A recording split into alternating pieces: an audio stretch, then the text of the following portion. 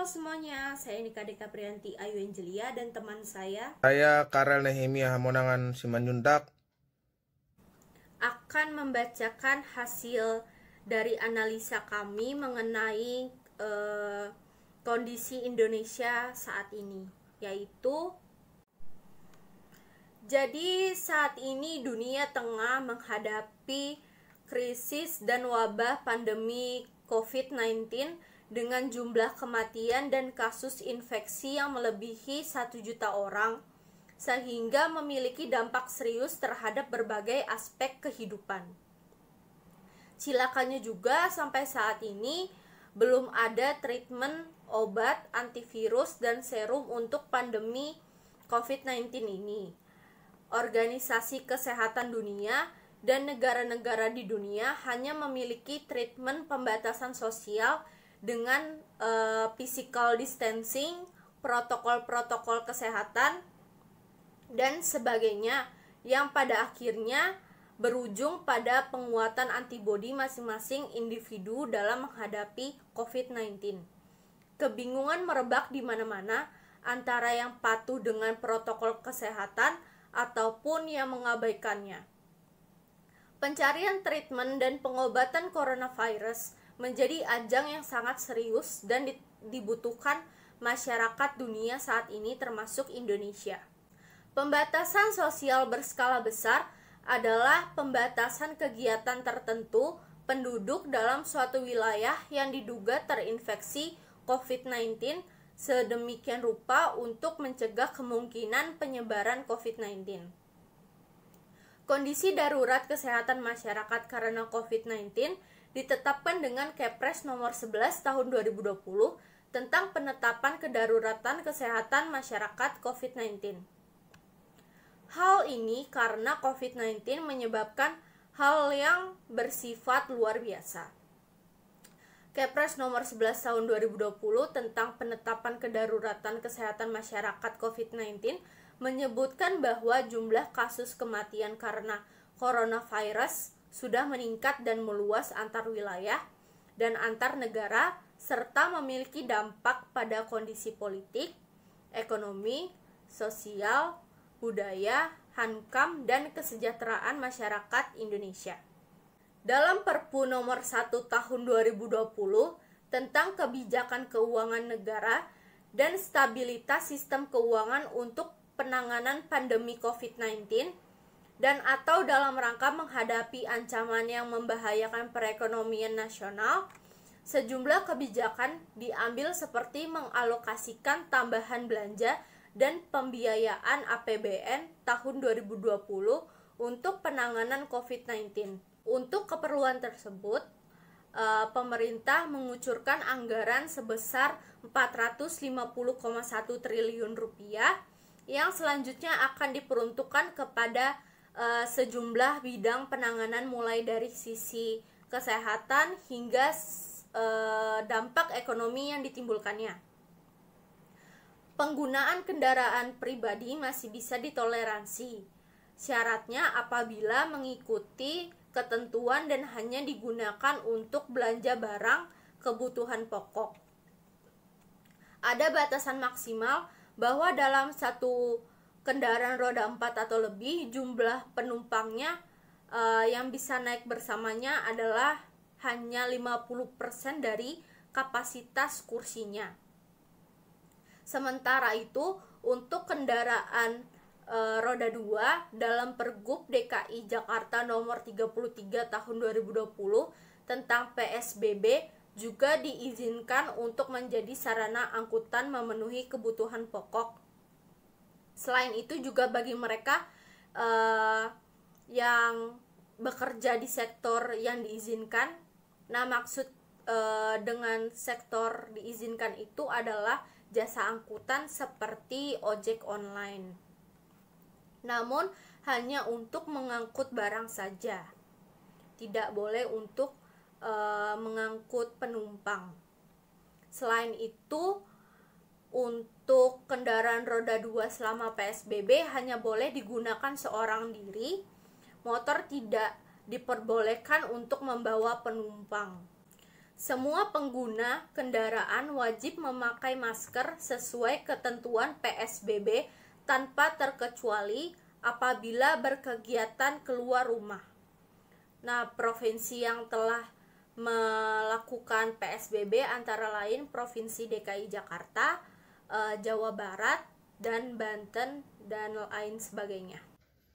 Seperti yang diketahui bersama, Negara Kesatuan Republik Indonesia dan negara-negara lainnya di seluruh dunia sedang mengalami cobaan yang sangat berat, yaitu menghadapi pandemi virus corona atau COVID-19, di mana awalnya virus tersebut terjadi pertama kali di kota Wuhan, negara Cina, yang diasumsikan penularan virus corona tersebut disebabkan dari hewan kelelawar, sehingga hewan kelelawar yang ada harus terus dimusnahkan.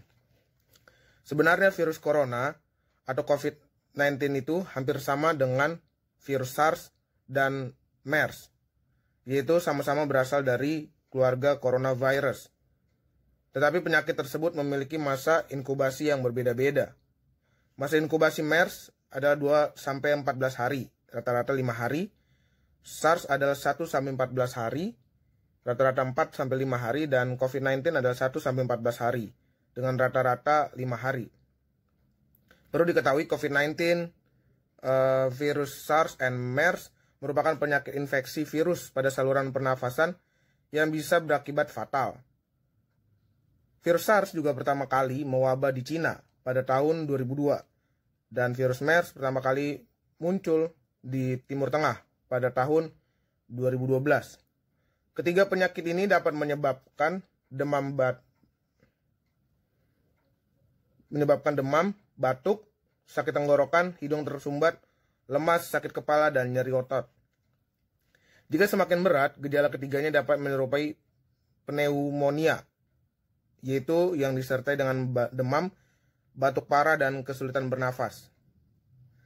Perbedaannya adalah COVID-19 jarang disertai pilek, keluhan pencernaan seperti BAB cair atau mencret, mual, dan muntah.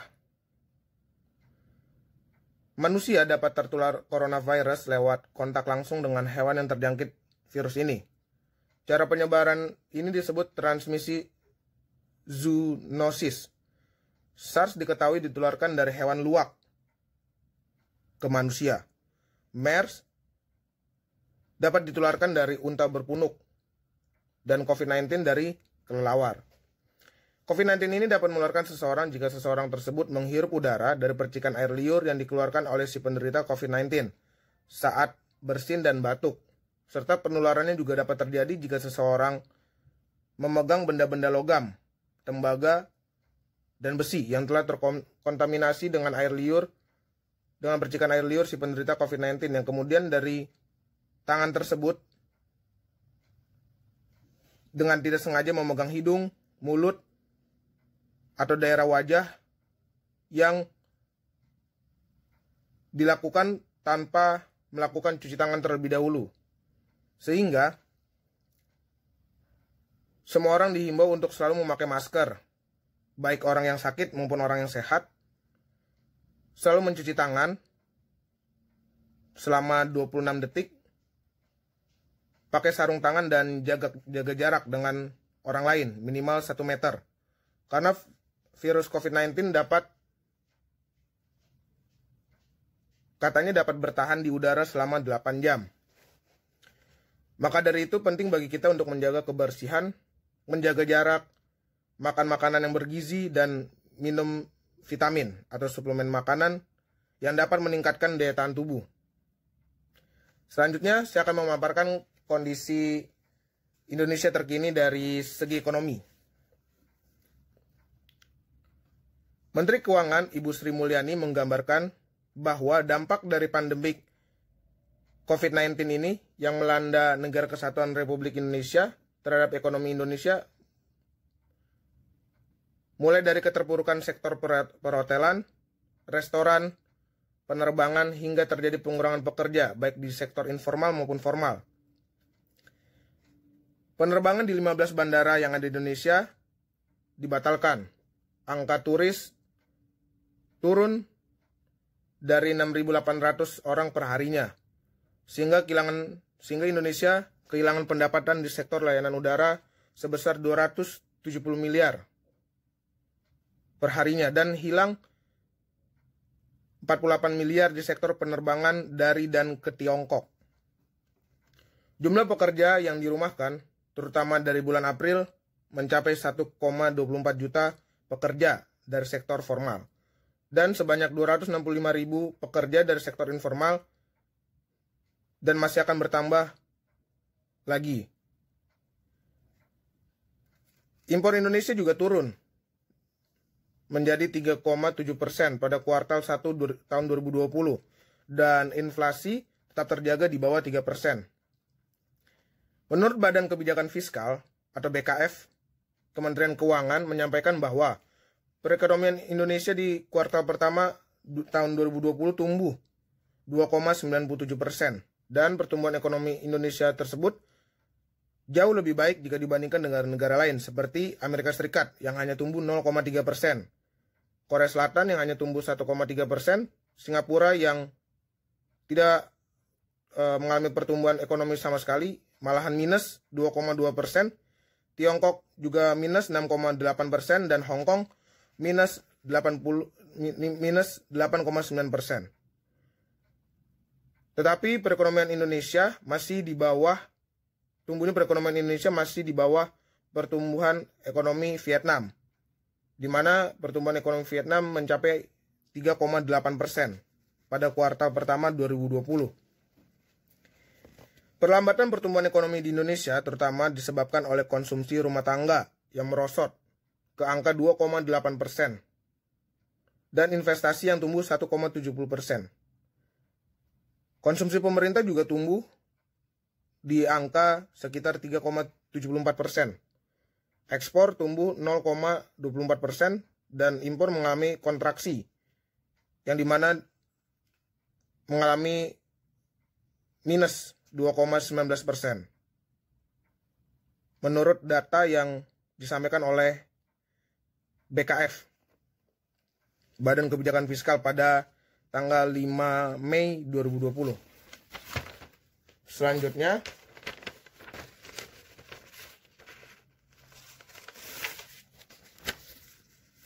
Badan Kebijakan Fiskal menyebutkan kinerja investasi yang ikut turun, terutama pada komponen mesin, perlengkapan, dan investasi bangunan.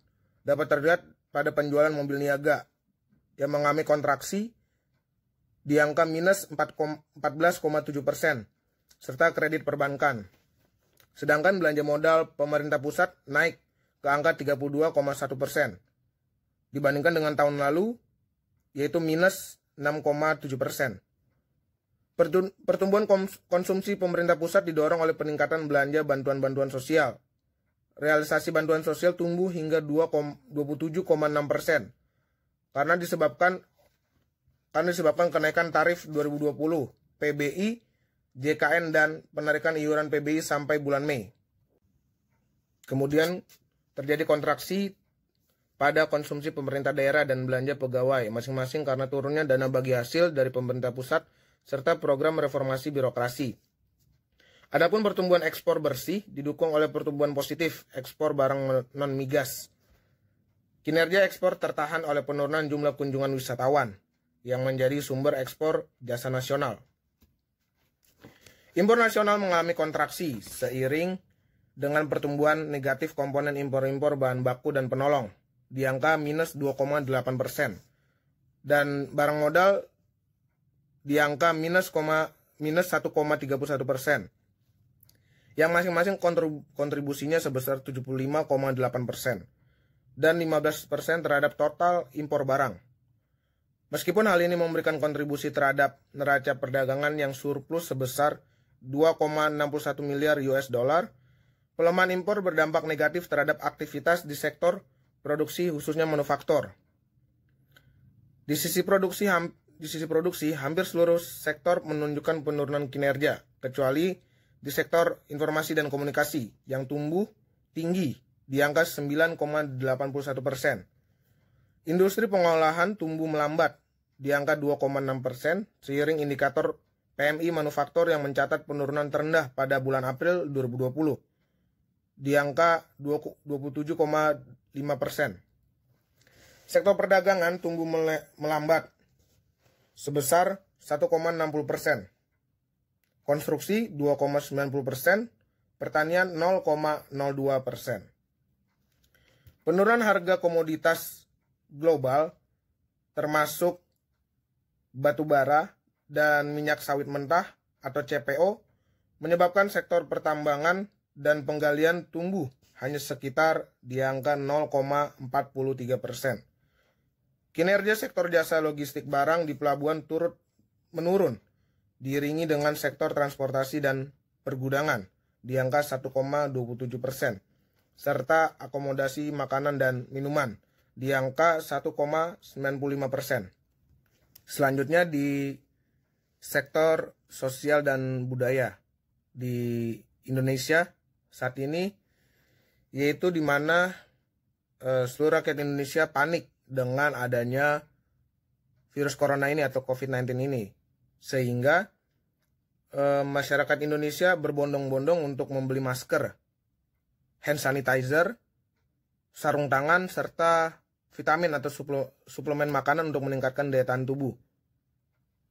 Maka dari itu, adanya pelonjakan harga dari penjualan masker, yang dimana harga awal masker itu per buahnya hanya sekitar 2.000, ini menjadi satu paknya 400.000 sampai 1 juta rupiah. Dan dengan adanya peningkatan tersebut membuat para penjual dari masker,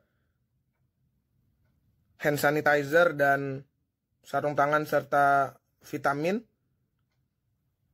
sangat berantusias untuk menjual barang-barang tersebut menjadi lebih tinggi. Dan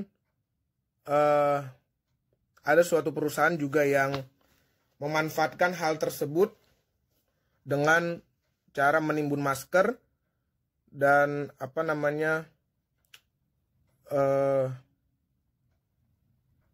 menjual masker yang sudah bekas, sudah terpakai, dijual kembali kepada konsumen. Dan hal tersebut sudah ditangkap oleh aparat penegak hukum, yaitu Polisi Republik Indonesia. Dan pada akhirnya Menteri BUMN Erick Thohir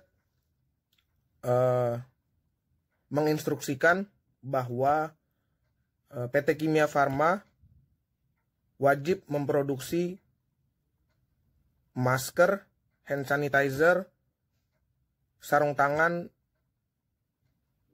dan barang-barang kebutuhan untuk masyarakat dalam mengatasi virus corona ini dengan harga yang terjangkau atau dengan harga yang sebelumnya, yang dimana harga masker hanya Rp2.000 per buahnya. Kemudian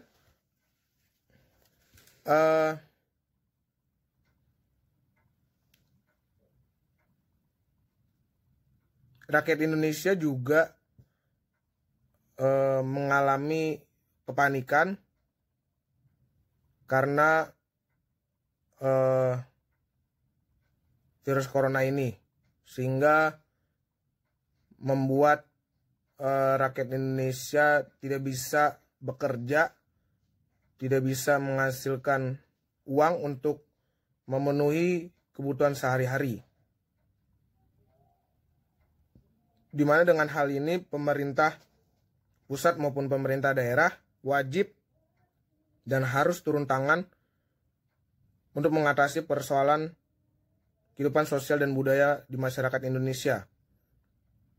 Dan seperti yang kita ketahui juga, Bapak Presiden Joko Widodo juga turun langsung untuk memberikan sembako, memberikan bantuan sosial berupa bahan pokok langsung kepada masyarakat yang benar-benar membutuhkan. Kemudian dari sektor politik,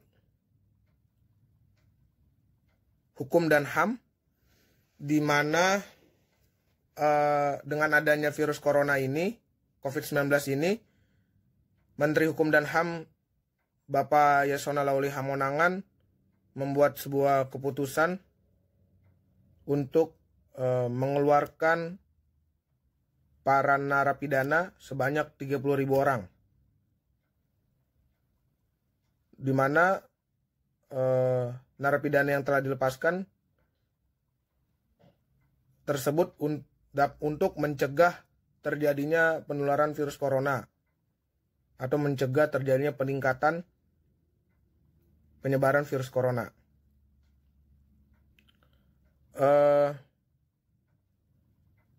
Dengan dikeluarkannya narapidana sebanyak 30.000 orang membuat Indonesia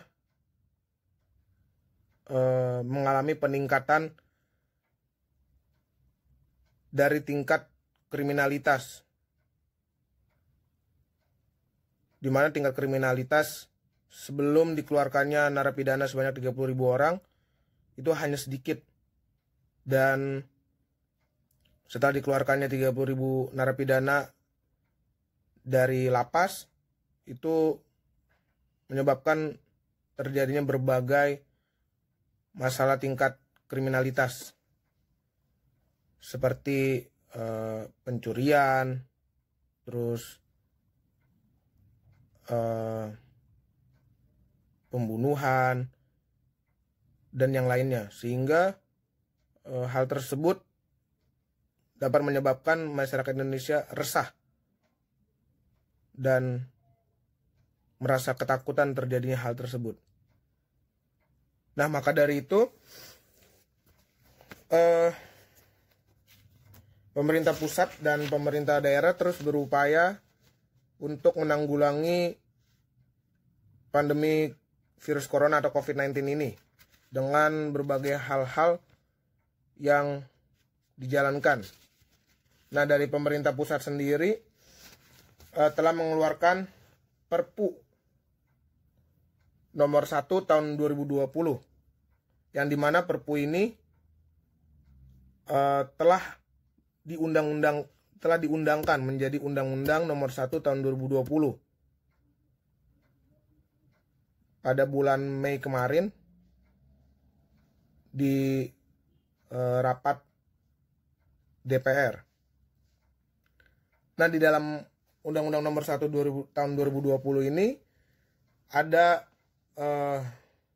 beberapa hal atau mekanisme yang dilakukan oleh pemerintah pusat untuk menaikkan pertumbuhan ekonomi Indonesia, serta bagaimana cara mengatasi virus corona ini atau COVID-19 ini. Kemudian pemerintah pusat juga mengeluarkan PP, peraturan pemerintah nomor 21, serta Kepres, keputusan presiden. Dan pemerintah daerah juga mengeluarkan sebuah kebijakan, itu mengeluarkan peraturan gubernur, yang dimana peraturan gubernur tersebut mengatur